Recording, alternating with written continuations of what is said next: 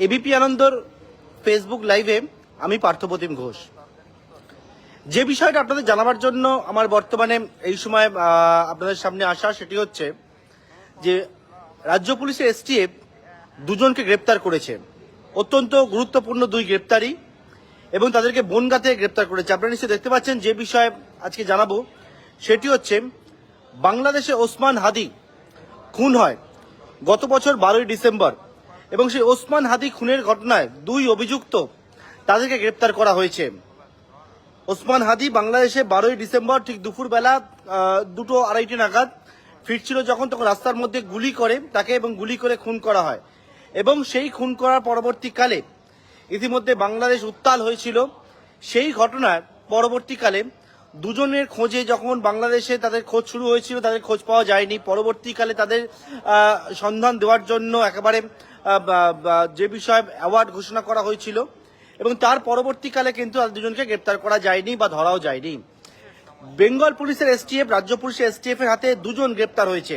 কিভাবে গ্রেপ্তার, কিভাবে বাংলাদেশে খুনের পরে তারা ভারতে প্রবেশ করলো এবং বাংলাদেশে আশ্রয় নিল, সেই সমস্ত বিষয়টাকে আপনাদেরকে জানাবো।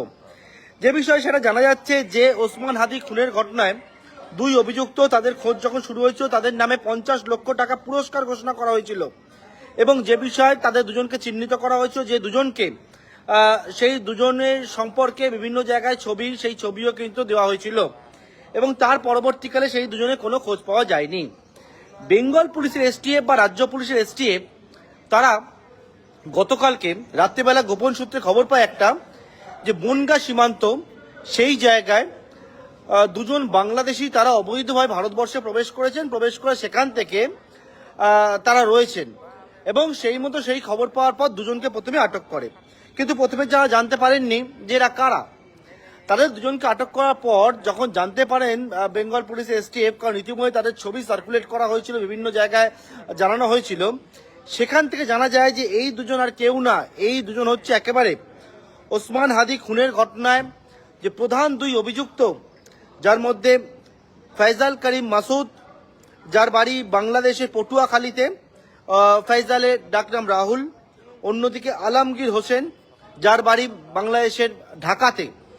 এই দুজন কিন্তু ওসমান হাদিকে খুনের পর তারা গা ঢাকা দেওয়ার জন্য বেআইনিভাবে অনুপ্রবেশ করে তারা ভারতবর্ষে চলে আসে। এবং যেমনটা জানা যাচ্ছে, ভারতবর্ষে প্রবেশ করার পর তারা কোথা থেকে প্রবেশ করেছিল, তারা হচ্ছে মেঘালয় থেকে, মেঘালয় সীমান্ত দিয়ে অবৈধভাবে ভারতে প্রবেশ করে। তারপর ভারতের বিভিন্ন স্থানে বিভিন্ন জায়গায় তারা গা ঢাকা দিয়েছিল। এর পরবর্তীকালে গতকালকে রাত্রেবেলা বনগাঁ সীমান্তে যখন গিয়ে পৌঁছায় পুলিশ, এবং সেই জায়গায় বেঙ্গল পুলিশের এসটিএফ যাওয়ার পরবর্তীকালে একেবারে বনগাঁ সীমান্ত থেকে এই দুজনকে প্রথমে পাকড়াও করে, এবং তাদেরকে জিজ্ঞাসাবাদ করার পর জানা যায় যে বনগাঁ সীমান্ত থেকে এই দুজন তারা কিন্তু আবারও বাংলাদেশে পালিয়ে যাওয়ার ছক কষেছিল, এবং বেঙ্গল পুলিশের এসটিএফ এই দুজনকে গ্রেপ্তার করেছে, এবং ইতিমধ্যে বাংলাদেশের সঙ্গেও তারা যোগাযোগ করছে, এবং বেঙ্গল পুলিশের এসটিএফ দুজনকে ইতিমধ্যে কাস্টাডিতে নিয়েছে। অর্থাৎ ওসমান হাদি খুনের ঘটনায় দুই যে মূল অভিযুক্ত ছিল, যাদের নামে পুরস্কার ঘোষণা করা হয়েছিল, তারা গ্রেপ্তার হলো বাংলা থেকে।